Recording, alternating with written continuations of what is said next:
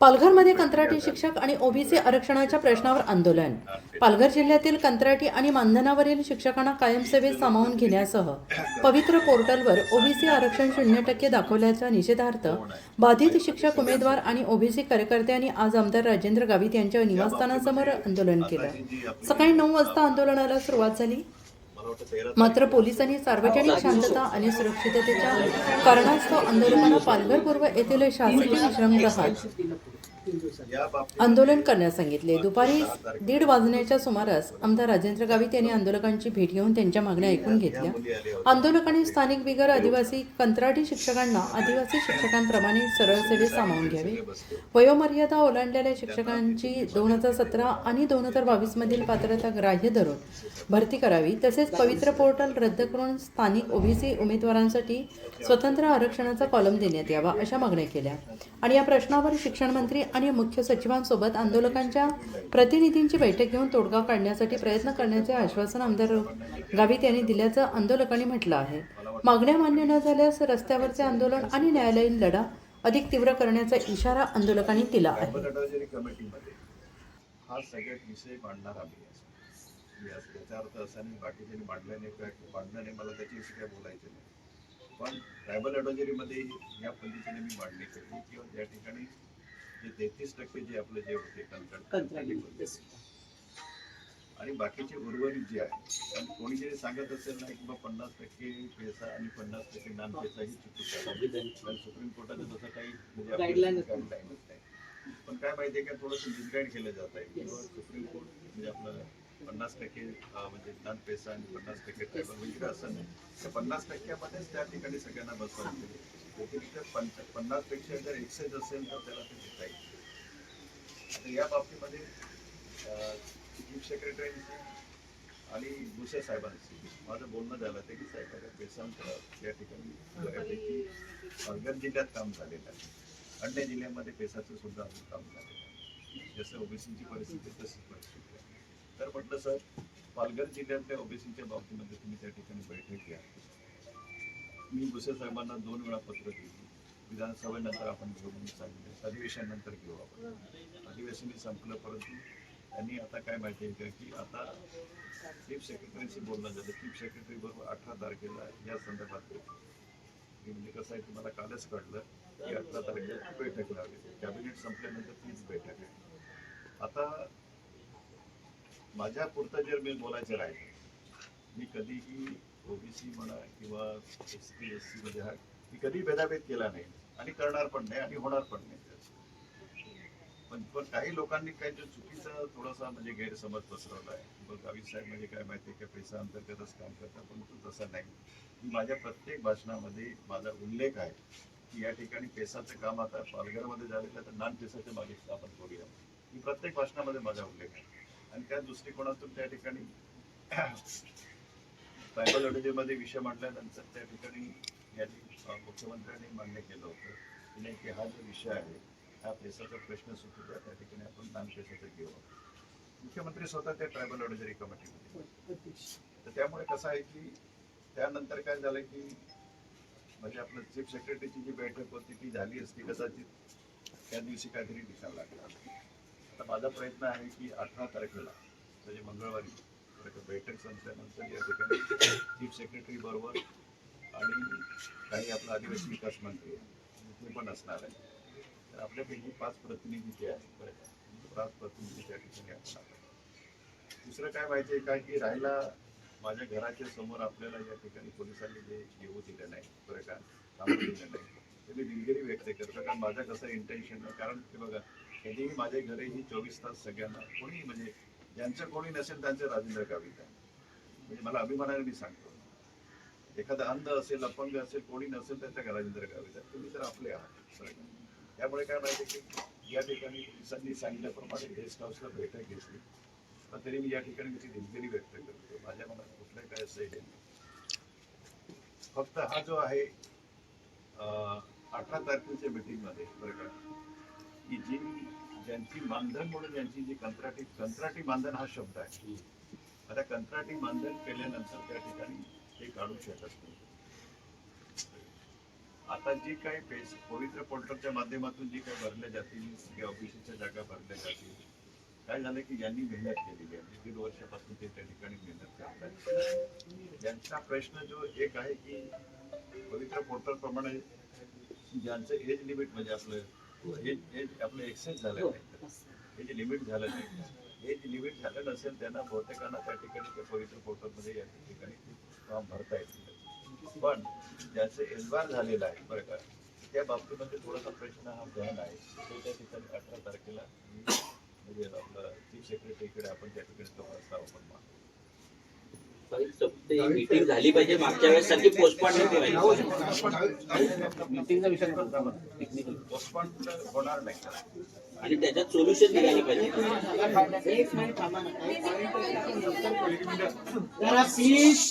जरा 2 मिनिटं काही मुद्द्याचे आपण साहेबांना विचारणार आपण आता चर्चा करू. आपण पवित्र पोर्टल मध्ये काय माहिती आहे काय की म्हणजे माझी जी माहिती आहे, मी असं सांगत नाही की बाबा म्हणजे हे ओबीसीचे कॅन्डिडेट आहेत ज्यांचं एज म्हणजे आपलं काय म्हणतात बिलो आहे. आता रिझर्वेशनला 43 आणि ओपनला 30. तर त्यासाठी हे जे बिलो आहे बरं का, त्यांच्या बाबतीमध्ये पोर्टलमध्ये काही इश्यू येणार नाही. पण जे एक्सेस आहे, एज लिमिट आहे बरं का, त्या बाबतीमध्ये त्या ठिकाणी थोडासा प्रश्न म्हणजे काय म्हणतो की आपण त्या बाबतीमध्ये ते चीफ सेक्रेटरीच्या लेवलला त्या ठिकाणी चर्चा होणं गरजेचं आहे आणि ते आपण तोच विषय घेऊ. तर या बाबतीमध्ये 18 तारखेला मी बैठक नावाची जबाबदारी माझी आहे. ऑलरेडी त्यांच्याशी म्हणजे आपलं चीफ सेक्रेटरी आणि आदिवासी विकास मंत्री असते आणि दादा भुसेंना मला वाटतं असतं, ते मला माहिती नाही, परंतु हे 2 मंत्रीही कंपल्सरी रात्री मी आणि पीटी पाटील सर, प्रशांत दादा, ऍडव्होकेट साहेब आम्ही विचार करत होतो की उद्याला आपण आंदोलन करतोय, पोलीस स्टेशन वरून फोन येत आहेत, ज्यांच्या निवासस्थानाबरोबर समोर आपण आंदोलन करणार आहोत त्यांचे फोनवर फोन येत आहेत, पण ज्यांच्यासाठी आम्ही आंदोलन करतोय अशा एकही उमेदवाराचा आपल्याला फोन येत नाही. ही आमच्यासाठी फार मोठी दुःखाची बाब आहे. कारण प्रत्येकाचं व्यस्त वेळापत्रक असतं, कुठे ना कुठे जाण्यासाठी त्यांचे अगदी प्रोग्राम ठरलेले असतात, परंतु आपण ज्या समाजात जन्मलो आहोत त्या समाजाचं उत्तरदायित्व आपण शिकलोय म्हणून आपल्यामध्ये आहे, ते मानून आपण ही सगळी मंडळी आपलं संपूर्ण काम वेळ सगळं सोडून आपण या ठिकाणी आलेलो आहोत. आपण नेहमी सांगतो का एसटी प्रवर्गाला नोकऱ्या मिळाल्या, खरंच त्याने सॅल्यूट करतोय त्यांच्या त्या उपोषणाच्या तीव्रतेला.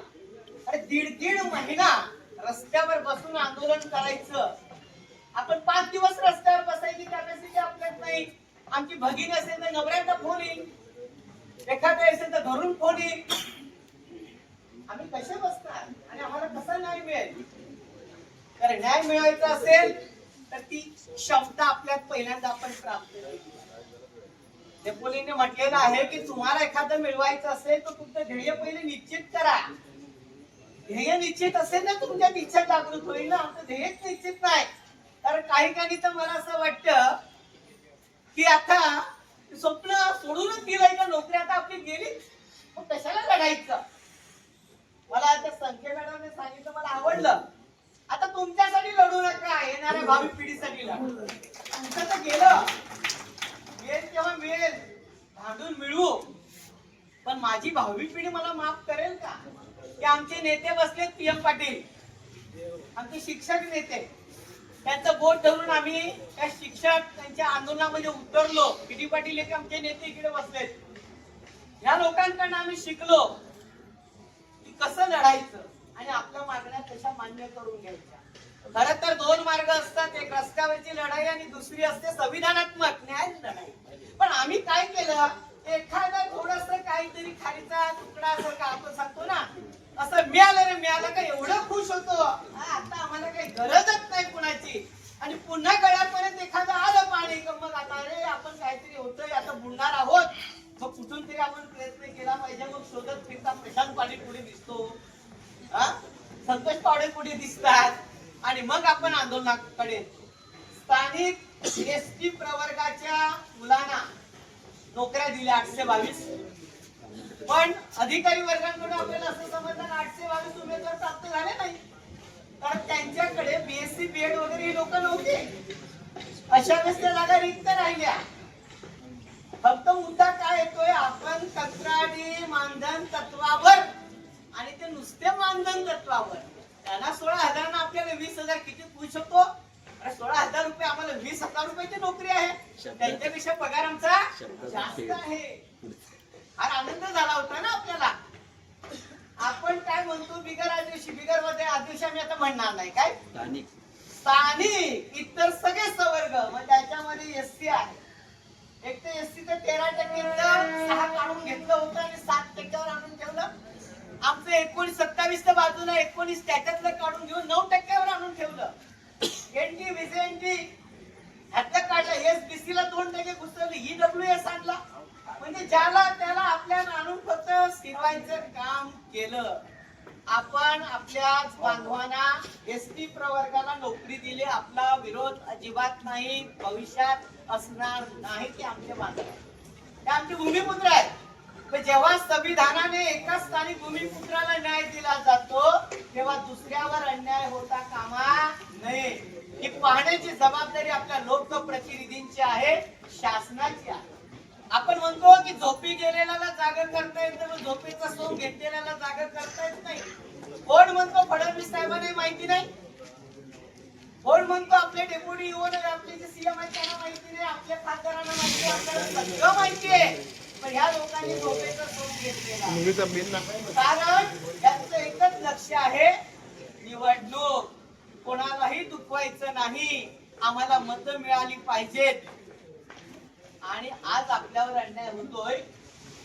ज्या आपल्याला आता त्या दिवशी सांगितलं नरेंद्र पाटलांनी आणि नानांनी, काय 10 आमदार आणि 2 खासदार असणार आपला पालघर जिल्हा. मी आताच आमदार म्हात्रे साहेबांना फोन केला, मी मीटिंग मध्ये सर नंतर कॉल करतो. डावखरे साहेबांना फोन लावून बघितला, त्यांचा सुद्धा तेच म्हणणं आहे, आम्ही मीटिंग मध्ये आहोत. तुम्ही आता डावखरे साहेबांचा एक मिनिट. हा साहेब, साहेब नमस्कार. आज आपल्या पालघर मधील कंत्राटी शिक्षक, हॅलो, ते सगळे ते सगळे आज उपोषणाला बसले. साहेब 3 दिवस झाले आम्ही हे करतोय.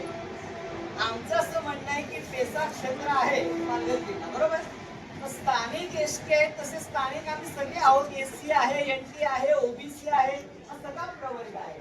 जर त्या मुलांना जर सामावून घेतलं जातं तर साहेब आमच्या मुलांना का नाही?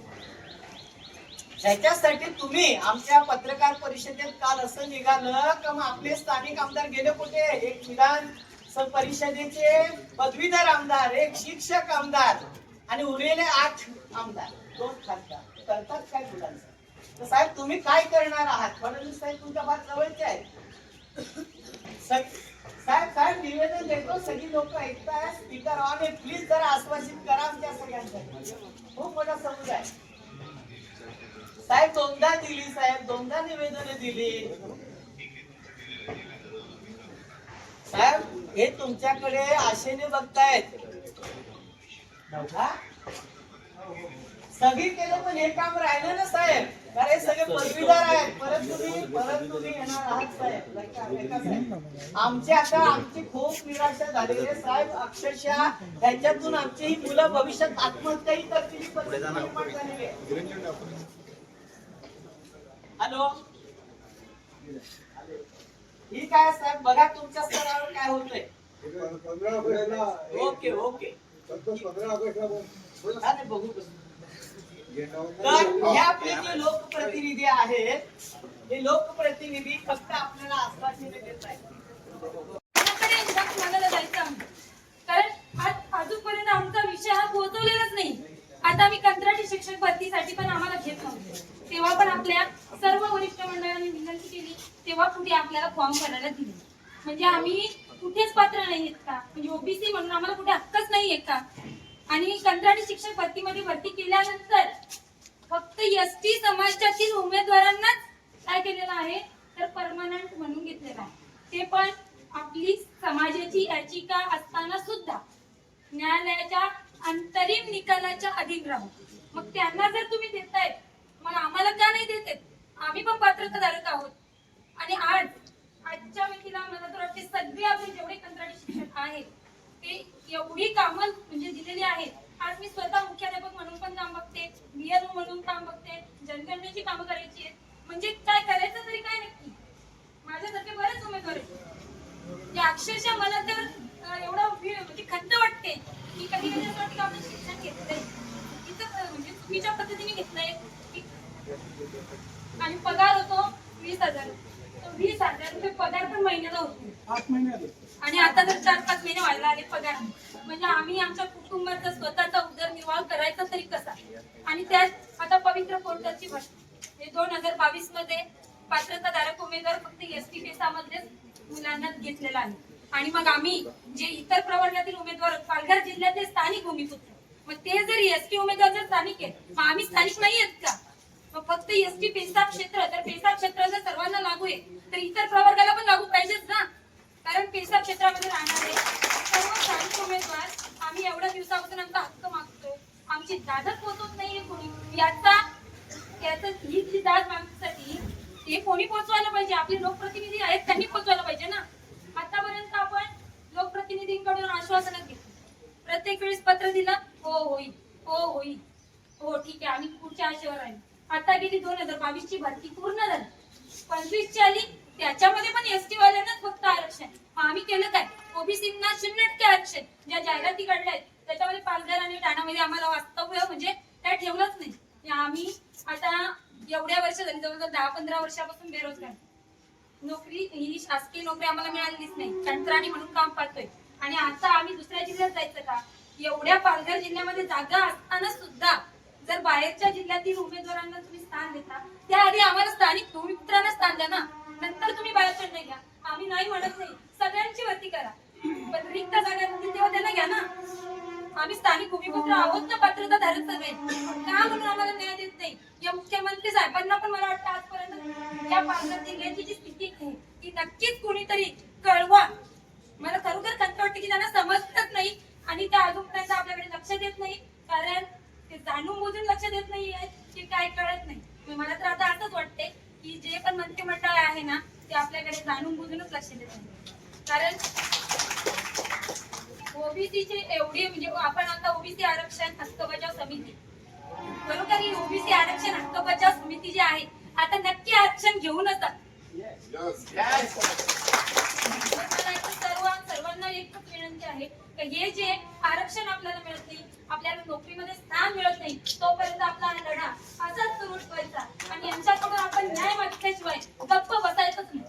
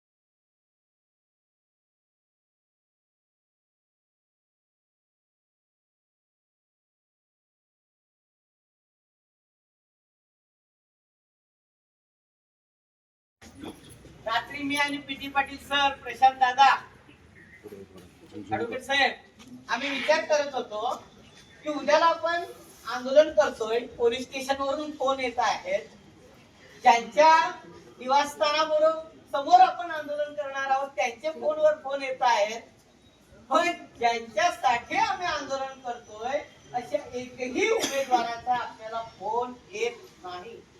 ही आमच्यासाठी फार मोठी दुःखाची बाब आहे.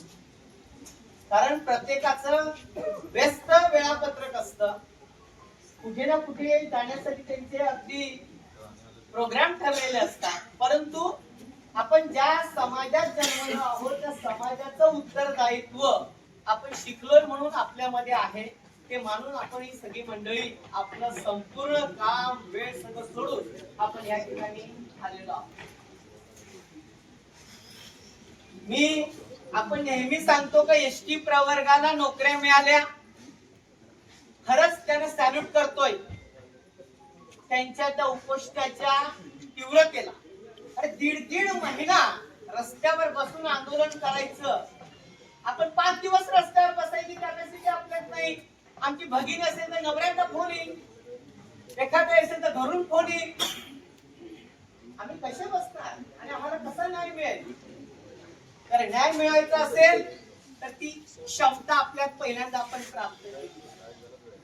डेपोलीने म्हटलेलं आहे की तुम्हाला एखादं मिळवायचं असेल तर तुमचं ध्येय पहिले निश्चित करा. ध्येय निश्चित असेल ना तुमच्यात इच्छा जागृत होईल ना. आमचं ध्येयच निश्चित नाही.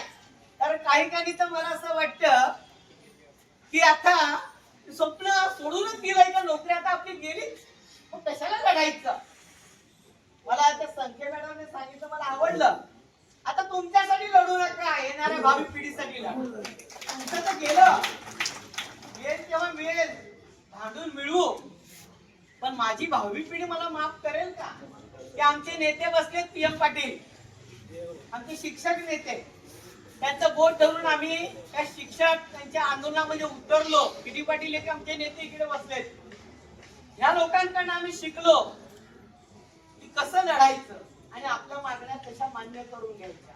खरं तर 2 मार्ग असतात, एक रस्त्यावरची लढाई आणि दुसरी असते संविधानात्मक न्याय लढाई.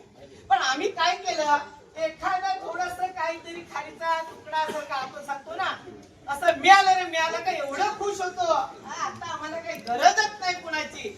आणि पुन्हा गळ्यापर्यंत एखादं आलं पाणी का मग आता रे आपण काहीतरी होतोय, आता बुडणार आहोत, मग कुठून तरी आपण प्रयत्न केला पाहिजे. मग शोधत फिरता प्रशांत पाटील पुढे दिसतो, संतोष पावडे पुढे दिसतात आणि मग आपण आंदोलनाकडे.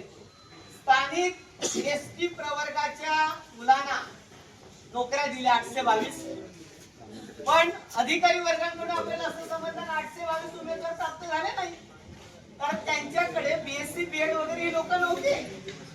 अशा वेळेस त्या जागा रिक्त राहिल्या.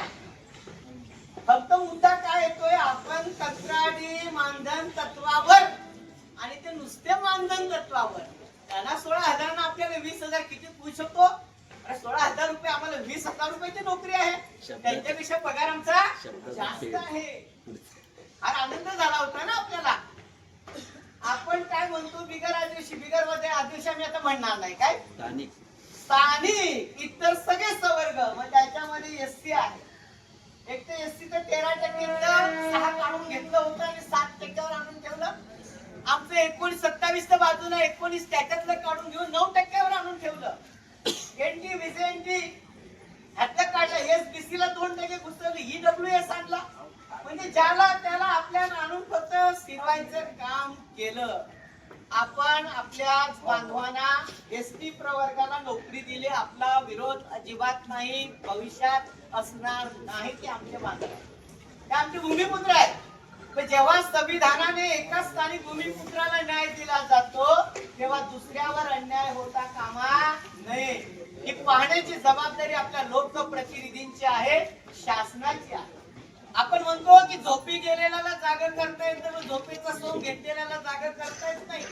कोण म्हणतो फडणवीस साहेबांना माहिती नाही, कोण म्हणतो आपले डेप्युटी युवन आपले जे CM आहेत त्यांना माहिती नाही, आपल्या खासदारांना माहिती आहे, आपल्याला सगळं माहिती आहे. पण ह्या लोकांनी झोपेचा सोंग घेतलेला, कारण त्यांचं एकच लक्ष आहे, निवडणूक. कोणालाही दुखवायचं नाही. नाही, आम्हाला मतं मिळाली पाहिजेत. आणि आज आपल्यावर अन्याय होतोय. ज्या आपल्याला आता त्या दिवशी सांगितलं नरेंद्र पाटलांनी आणि नानांनी, काय 10 आमदार आणि 2 खासदार असणार आपला पालघर जिल्हा. मी आताच आमदार म्हात्रे साहेबांना फोन केला, मी मीटिंग मध्ये सर नंतर कॉल करतो. डावखरे साहेबांना फोन लावून बघितला, त्यांचा सुद्धा तेच म्हणणं आहे, आम्ही मीटिंग मध्ये आहोत. मग तुम्ही आता डावखरे साहेबांचा एक मिनिट. हा साहेब. साहेब नमस्कार. आज आपल्या पालघर मधील कंत्राटी शिक्षक, हॅलो, ते सगळे ते सगळे आज उपोषणाला बसले. साहेब 3 दिवस झाले आम्ही हे करतोय. आमचं असं म्हणणं आहे की पेसा क्षेत्र आहे पालघर जिल्हा, बरोबर.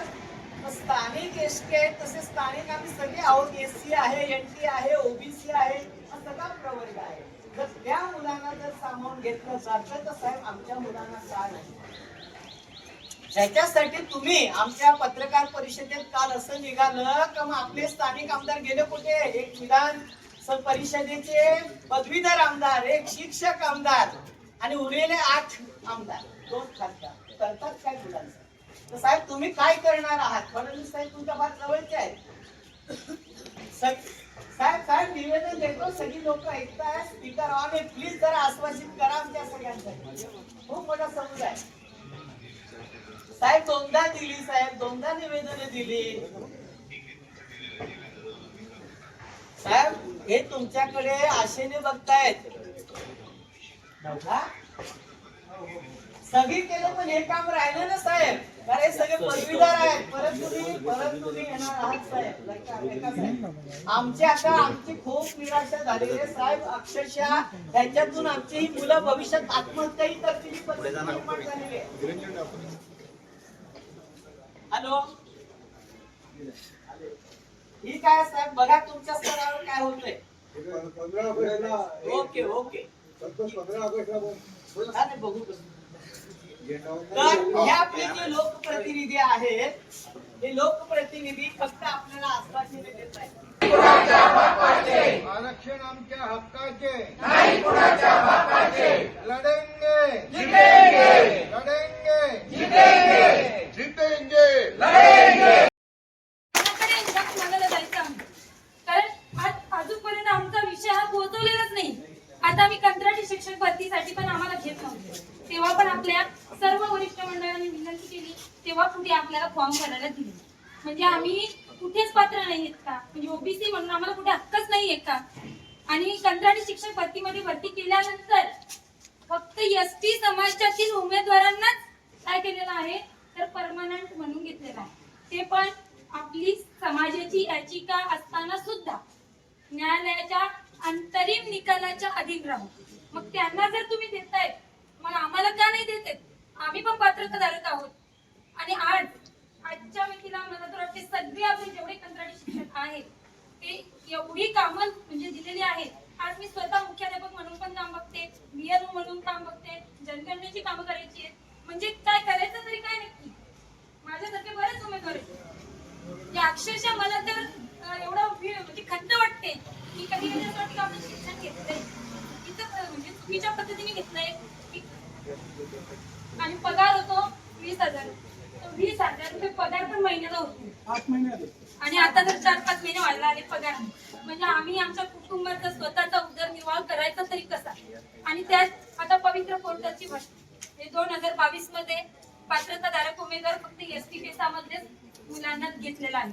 आणि मग आम्ही जे इतर प्रवर्गातील उमेदवार पालघर जिल्ह्यातले स्थानिक भूमिपुत्र, मग ते जर एसटी उमेदवार जर स्थानिक आहेत, मग आम्ही स्थानिक नाही आहेत का? मग फक्त एसटी पेसा क्षेत्र, तर पेसा क्षेत्र जर सर्वांना लागू आहे तर इतर प्रवर्गाला पण लागू पाहिजेच ना. कारण पेसा क्षेत्रामध्ये राहणारे सर्व स्थानिक उमेदवार आम्ही एवढ्या दिवसापासून आमचा हक्क मागतो. आमची दादच पोहोचवत नाहीये कोणी. ही जी दाद मागण्यासाठी हे कोणी पोहोचवायला पाहिजे? आपले लोकप्रतिनिधी आहेत त्यांनी पोहोचवायला पाहिजे ना. आतापर्यंत आपण लोकप्रतिनिधींकडून आश्वासनं घेतली, प्रत्येक वेळेस पत्र दिलं, हो होईल, हो होईल, हो ठीक आहे, आम्ही पुढच्या आशेवर राहील. आता गेली 2022 ची भरती पूर्ण झाली, 25 ची आली, त्याच्यामध्ये पण एसटी वाल्यांनाच फक्त आरक्षण. आम्ही केलं काय? ओबीसींना 0% आरक्षण. ज्या जाहिराती काढल्या आहेत त्याच्यामध्ये पालघर आणि ठाण्यामध्ये आम्हाला वास्तव्य म्हणजे काय ठेवलंच नाही. आम्ही आता एवढ्या वर्ष झाली, जवळजवळ 10-15 वर्षापासून बेरोजगार.